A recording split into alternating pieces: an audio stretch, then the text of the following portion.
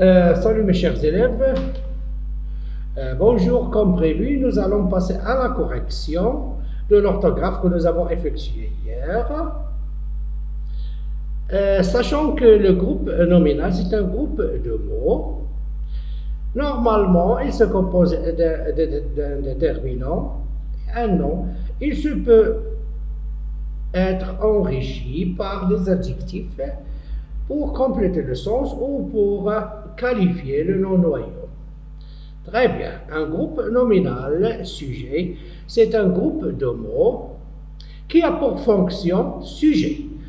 La plupart du temps, il se compose d'un déterminant plus nom. Il peut être enrichi par un adjectif ou des adjectifs. L'application que nous avons fait hier écrit le mot qui convient. Les messages sont transmis. Et nous pouvons constater que les messages au pluriel, le nom noyau devra être au pluriel. Bien évidemment, ils sont transmis, c'est le verbe transmettre, au passé composé. Les messages, ce qui nous concerne, c'est le groupe nominal sujet, les messages, les au pluriel, messages au pluriel. Ces jeunes coureurs. Ce groupe nominal se compose d'un déterminant, un adjectif et un nom propre. Ces jeunes coureurs, un nom commun. Ces jeunes coureurs, c'est la marque du pluriel. La marque du pluriel est la marque du pluriel. L'enfant obéissant est ponctuel. L'enfant obéissant. Si c'était une fille, on dit la fille obéissante.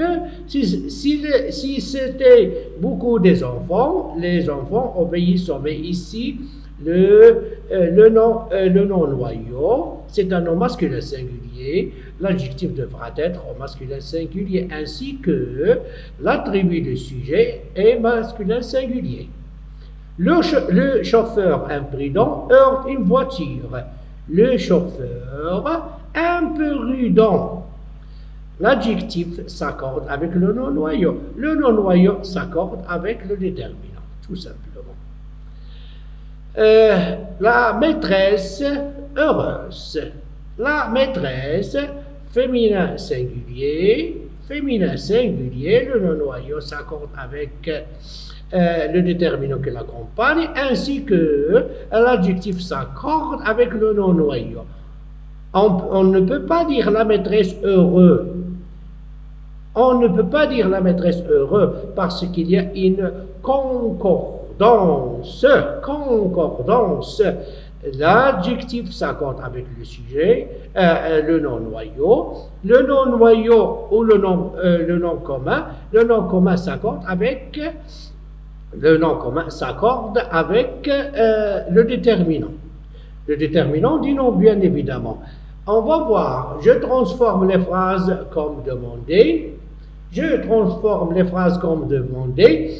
Autrement dit, il y avait ces phrases étaient au singulier. Nous allons les convertir au pluriel. Des fabuleuses légendes anciennes. Des fabuleuses légendes anciennes. Je transforme les phrases comme demandé.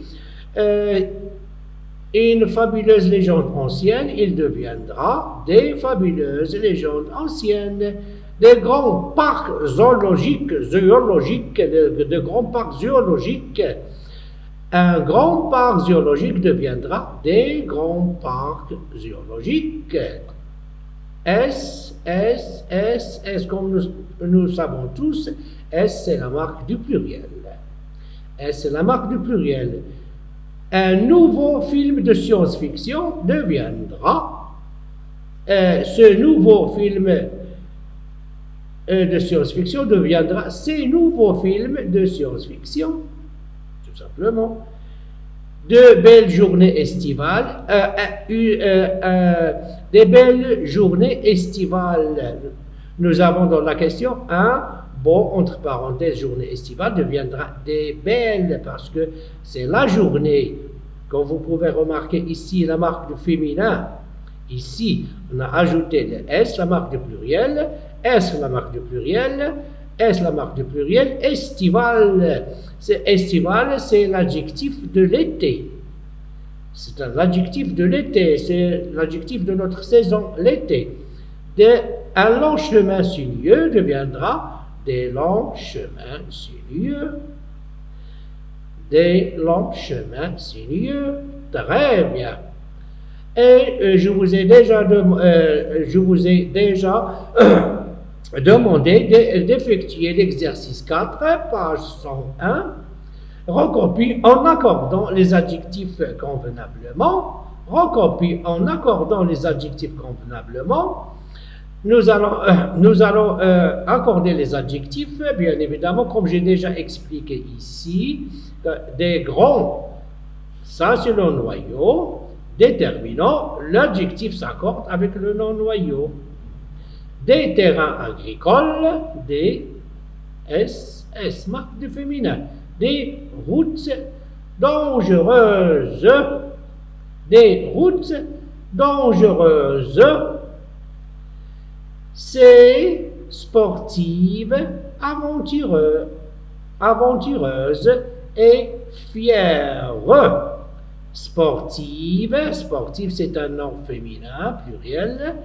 Féminin, pluriel, et porte la marque du féminin et la marque du pluriel.